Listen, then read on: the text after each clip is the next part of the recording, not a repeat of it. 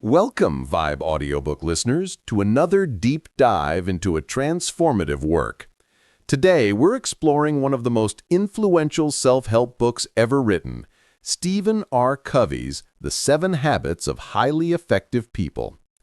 Published in 1989, this book has sold over 40 million copies worldwide, been translated into 40 languages, and continues to shape the way individuals and organizations approach personal and professional effectiveness. It's more than just a book of tips, it's a principle-centered approach to living, focusing on character ethics over personality ethics. Covey posits that true success and lasting happiness come not from superficial techniques or quick fixes, but from aligning our lives with universal, timeless principles. He argues that many people are caught in a personality ethic, focusing on public image, attitudes, and behaviors, rather than the deeper character ethic of integrity, humility, fidelity, temperance, courage, justice, and patience. To truly change, we must undergo a paradigm shift, a fundamental change in how we perceive the world, ourselves, and others. The book is structured around a progression from dependence to independence and then to interdependence. The first 3 habits focus on private victories and self-mastery, moving us from dependence to independence. The next 3 habits address public victories, interdependence, and working effectively with others. The 7th habit is about continuous improvement and renewal, encompassing all the others. Let's begin our journey into these powerful habits. Part 1. The Private Victory, From Dependence to Independence. Habit 1. Be proactive. The first habit, be proactive, is the cornerstone of all the others. It's about taking responsibility for your own life. Covey argues that between stimulus and response, human beings have the freedom to choose their response. Unlike animals, which are driven by instinct, we have self-awareness, imagination, conscience, and an independent will. To be proactive means to recognize this freedom and to act based on your values, rather than reacting to circumstances, feelings, or conditions. Reactive people are often affected by their physical environment. If the weather is good, they feel good. If it isn't, it affects their attitude and performance. They are driven by feelings, circumstances, and the social weather, the way people treat them. Proactive people, on the other hand, carry their own weather with them. They are driven by values. If a hurricane hits, it doesn't matter to them because they are driven by their values. Covey introduces the concept of the circle of concern and the circle of influence. Our circle of concern includes all the things we care about: health, family, job, world peace, politics. Within that is a smaller circle of influence, which contains the things we can actually do something about. Reactive people tend to focus on their circle of concern, often complaining about things they have no control over. This focus shrinks their circle of influence. Proactive people focus their energy on their circle of influence. They work on the things they can control. This focus expands their circle of influence. Being proactive means making conscious choices and taking initiative. It involves taking responsibility for our actions and their consequences, and recognizing that we are the creators of our own lives. It's about using proactive language like "I choose to," "I can," "I will," instead of reactive language like "I can't," "I have to," "if only." Ultimately, Habit 1 empowers us to shift from being victims of circumstance to architects of our destiny. Habit 2. Begin with the end in mind. The second habit, begin with the end in mind, is about vision and purpose. Begin with the end in mind means to start with a clear understanding of your destination. It's about knowing where you're going so that you better understand where you are now and so that the steps you take are always in the right direction. Covey emphasizes that all things are created twice. There's a mental, or first creation, and a physical, or second creation. For instance, before a house is built, an architect draws up blueprints. Before a business starts, a business plan is written. Habit 2 suggests that we apply this principle to our own lives. We must first create a mental blueprint for our lives before we can begin to build them. The most effective way to begin with the end in mind is to develop a personal mission statement or philosophy. This mission statement focuses on what you want to be, character, and what you want to do, contributions and achievements, and the values and principles upon which your being and doing are based. It acts as a personal constitution, a foundation for all your decisions and actions. Covey encourages us to imagine our own funeral and consider what we would want people to say about us. What kind of spouse, parent, child, friend, or colleague would we want to have been? This exercise helps to clarify our deepest values and priorities, providing a compass for our lives. Beginning with the end in mind is crucial because, without a clear vision, we risk climbing the ladder of success only to find it's leaning against the wrong wall. It helps us to find what success truly means to us beyond societal expectations and ensures that our daily actions contribute to our most important long-term goals. It's about leadership, leading ourselves to where we want to go. Habit 3. Put first things first. Habit 3. Put first things first is the physical creation, the practical fulfillment of habits 1 and 2. If habit 1 says, you are the creator, and habit 2 says, create a blueprint, then habit 3 says, execute the plan. It's about managing ourselves effectively, in time and tasks, prioritizing what matters most, rather than what is most urgent. Covey introduces the time management matrix, which categorizes activities into 4 quadrants based on their urgency and importance. Quadrant 1, urgent and important. This includes crises, pressing problems, and deadline-driven projects. Living exclusively in this quadrant leads to stress, burnout, and constant firefighting. Quadrant 2, not urgent but important. This is the quadrant of quality, personal leadership, and effectiveness. It includes relationship building, recognizing new opportunities, planning, prevention, and recreation. Covey argues that highly effective people spend most of their time in this quadrant, focusing on activities that prevent crises and build long-term success. It's the key to personal management. Covey advocates for a Quadrant 2 organization approach, where you schedule your most important activities first. This isn't about mere time management, it's about self-management. It's about having the discipline to align your daily actions with your deepest values and long-term goals.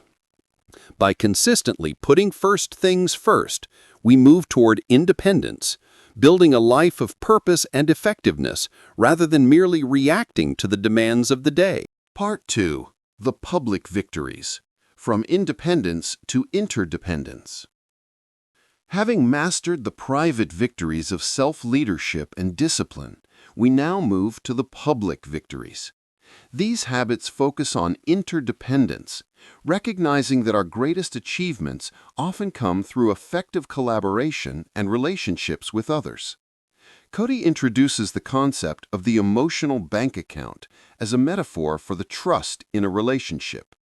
Deposits are made through courtesy, kindness, honesty, and keeping commitments, while withdrawals are made through rudeness, disrespect, dishonesty, and breaking promises. High trust, or a high balance, enables effective interdependence. Habit 4. Think win-win. Think win-win is the habit of mutually beneficial solutions. It's about approaching human interaction with a mindset that seeks solutions where everyone involved benefits and is committed to the decision. This is not about being nice or a quick-fix technique. It's a fundamental paradigm of human interaction. Covey outlines several paradigms of interaction. Win-win. Both parties feel good about the outcome. There's enough for everyone. This is the ideal. Win-lose. If I win, you lose. This is a competitive, zero-sum game mentality, often seen in authoritarian approaches. Lose-win. I lose, you win. This is often characterized by people-pleasers or those who avoid conflict. While it may seem like a good way to maintain popularity, it often leads to repressed feelings and a lack of self-respect. Lose-lose. Both parties lose. This can happen when two win-lose individuals interact, resulting in spiteful revenge or a stubborn refusal to cooperate. Win. Focus solely on one's own gain without regard for others. Win-win or no deal. If a mutually beneficial solution cannot be found, then agree to disagree or to not engage in the transaction. This is often the most realistic option, especially in business, as it prevents damaging relationships through forced or suboptimal agreements. Thinking win-win requires courage and consideration. It involves understanding the other person's perspective as deeply as your own, and then creatively searching for solutions that satisfy the needs of all parties. It's about moving away from an either-or mentality to a more expansive and both approach. For win-win to truly work, it requires integrity, sticking to your values and commitments, habits 1 through 3, maturity, balancing courage with consideration, and abundance mentality, the belief that there's plenty for everyone rather than a scarcity mentality where one person's gain necessarily means another's loss. Cultivating a win-win mindset builds trust, fosters long-term relationships, and leads to more innovative and sustainable solutions in all aspects of life, from family to business. Habit 5. Seek first to understand, then to be understood. This habit is about effective communication and empathetic listening. Seek first to understand, then to be understood means genuinely trying to see things from the other person's perspective before attempting to express your own. Covey points out that most people listen with the intent to reply, not with the intent to understand. We filter what we hear through our own paradigms, experiences, and agendas. When someone talks, we're often preparing our response, giving advice or sharing our own stories, rather than truly absorbing what the other person is trying to convey. He identifies 5 levels of listening: ignoring, not listening at all; pretending, making noises like, yeah, but not really paying attention; selective listening, hearing only certain parts of the conversation, often those that align with our interests; attentive listening, paying attention to the words being said, but still operating from our own frame of reference; empathetic listening, listening with the intent to truly understand the other person, both intellectually and emotionally. This means listening not just to the words, but to the feeling, to the meaning, and to the person. Empathetic listening requires a shift from autobiography to empathy. It means putting aside our own perspectives and entering the other person's frame of reference. Only when a person feels truly understood are they open to being influenced. Once you've truly listened and understood, then you can effectively present your own perspective. This makes your message much more likely to be heard and considered because you've built trust and demonstrated respect. This habit is vital for creating win-win solutions, resolving conflicts, and building strong, healthy relationships, both personally and professionally. Habit 6. Synergize. Synergy is the habit of creative cooperation. It means that the whole is greater than the sum of its parts. When people truly synergize, they open their minds and hearts to new possibilities, creating solutions that none of them could have conceived individually. Synergy is not simply compromise, where everyone gives up something to reach a middle ground, nor is it merely cooperation, where people work together on a task. True synergy is about creating something new, something better, through the respectful integration of different perspectives. It's about leveraging differences, not just tolerating them. Covey emphasizes that synergy thrives on valuing differences. If two people have the same opinion, one of them is unnecessary. When people with diverse viewpoints and strengths come together and approach a problem with a win-win mindset and empathetic listening, they can tap into a collective intelligence that sparks innovation.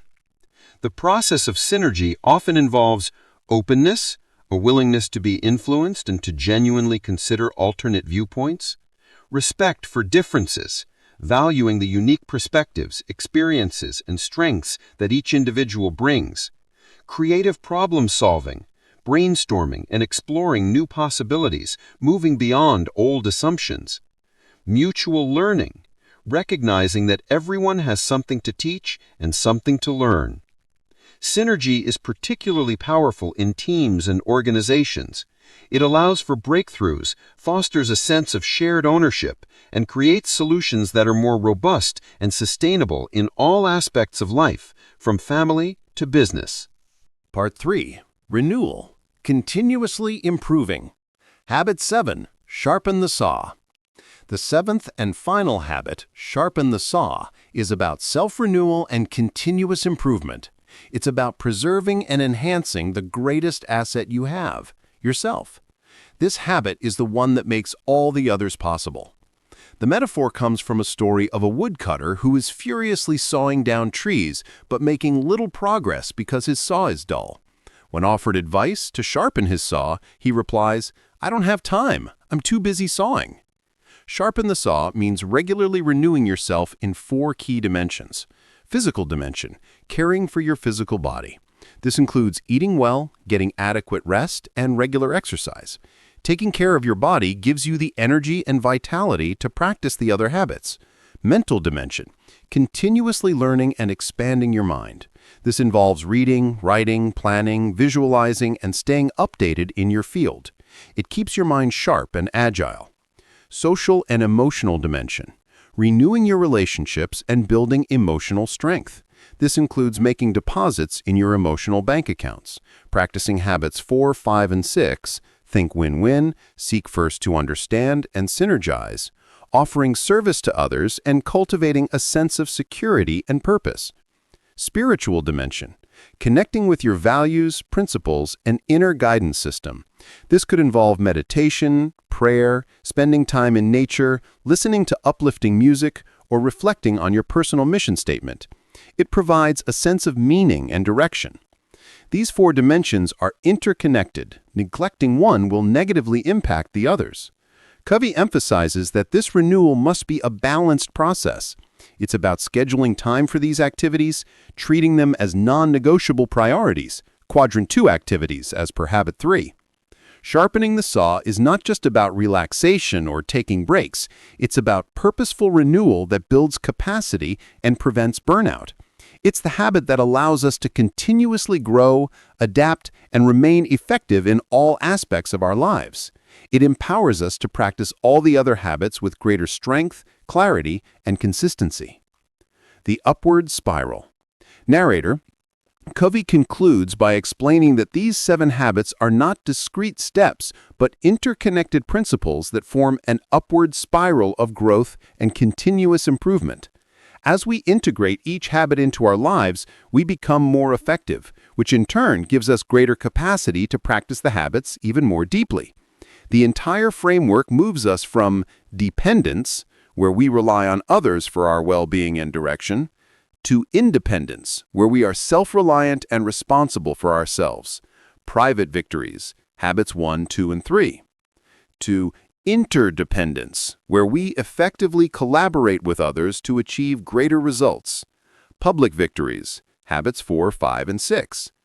This journey requires a shift from the personality ethic to the character ethic, building a foundation of integrity, humility, and service. It requires moving beyond quick fixes to embracing fundamental, principle-centered change. Conclusion.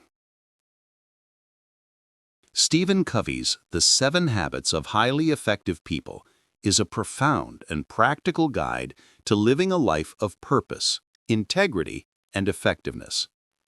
It's not about adopting a new technique, but about internalizing universal principles that lead to lasting change. By understanding and diligently applying these habits, being proactive, beginning with the end in mind, putting first things first, thinking win-win, seeking first to understand, then to be understood, synergizing, and continuously sharpening the saw, we can move from being reactive to proactive, from unfocused to purposeful, from dependent to independent, and from competitive to collaboratively powerful. This book challenges us to look inward, to take responsibility, and to become the architects of our own character and destiny. It's a timeless classic because its principles are evergreen, applicable to anyone seeking to live a more effective and fulfilling life. Thank you for joining Vibe Audiobook today for this comprehensive summary of the 7 habits of highly effective people. We hope this has inspired you to embark on your own journey of principle-centered living. Until next time, keep vibing and keep growing.